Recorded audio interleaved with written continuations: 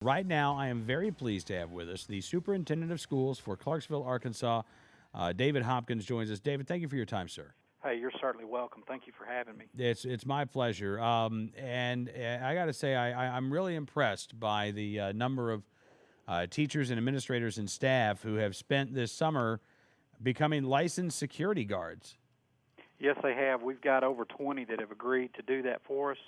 And not only are they licensed security guards, I mean, that's the minimum that they had to require in order to be able to carry on our campus. That was a 10-hour training course based on state law.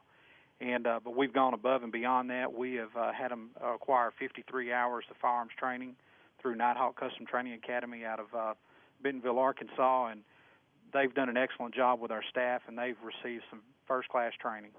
That is fantastic. Now, do you mind me asking, Superintendent? You see, you got more than 20 individuals who have undergone this training. How many folks do you have employed there in the district in facilities themselves? Right. We have 350 employees. We have 2,500 students. Okay. All right. And what is the reaction from the community been, knowing that in a few weeks when schools open up, parents are going to be sending their kids to school with teachers and staff members, some of whom will be armed. Are you hearing from parents?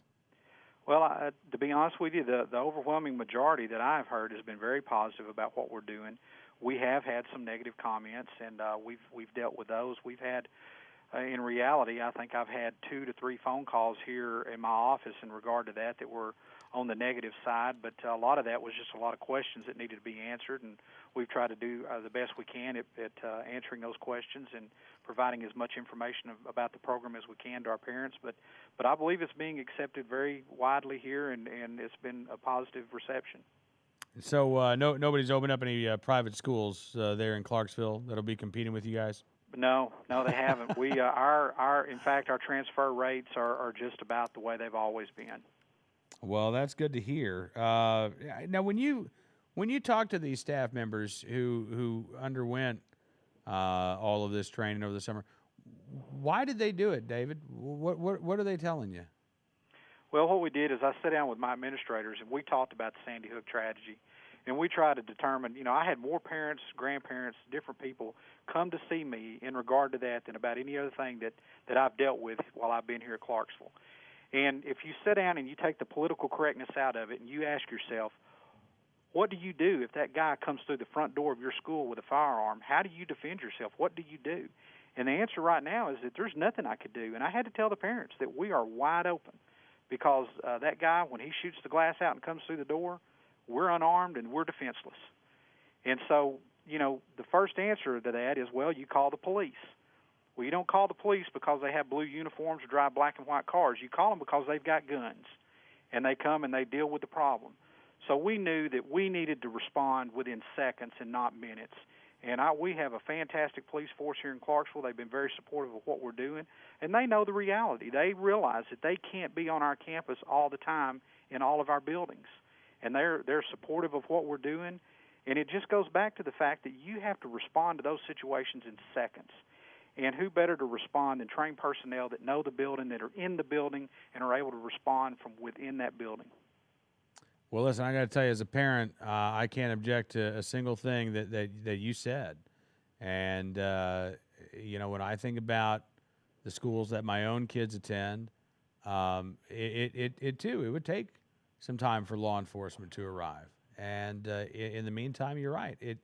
It's sad, Superintendent, that we live in a world in which we have to worry about these things, but we do. And I'm glad to know that that there are folks out there who are willing to actually have, as you say, perhaps a non-politically correct conversation, but a conversation that deals with the real issues and the real concerns that we all have. Absolutely. I mean, we have to deal with the possibility of fire, possibility of tornadoes where we live. We plan for those events. We do drills. There was a terrible fire back in 1958 in Chicago that over 100 people were burned up in that, and a lot of those were kids in this school. And out of that tragedy came a lot of the modern enhancements to our buildings, our fire codes, the fire drills that we have. A lot of that came out of that terrible tragedy. And with some of the research that I've been doing, I can't find where we've lost a student in a public school fire since that occurred, since that transformation. And we have got to get off the fence with this, and we have got to start protecting our kids. And sure, politically correctness and all that gets in the way a lot of the times because, the mystique about the firearm. But ultimately, when that guy comes in your front door, you have got to be able to respond. Absolutely. And this is not, Superintendent, let me ask you a question. This is not about students getting out of hand. This is not about, let's say a student comes to school and a knife is discovered. This is not a situation where a teacher would get involved, or an armed teacher would get involved, or is it? No, absolutely not. I mean, they're teachers and they're administrators, and that's the job that they do. If we have a guy that shows up drunk at the front door of our school, we're going to call the police. Now, if that guy comes in the building brandishing a firearm or other type of weapon and is threatening harm on our students, we're going to respond. But, as far as how we deal with discipline on a daily basis, none of that's going to change.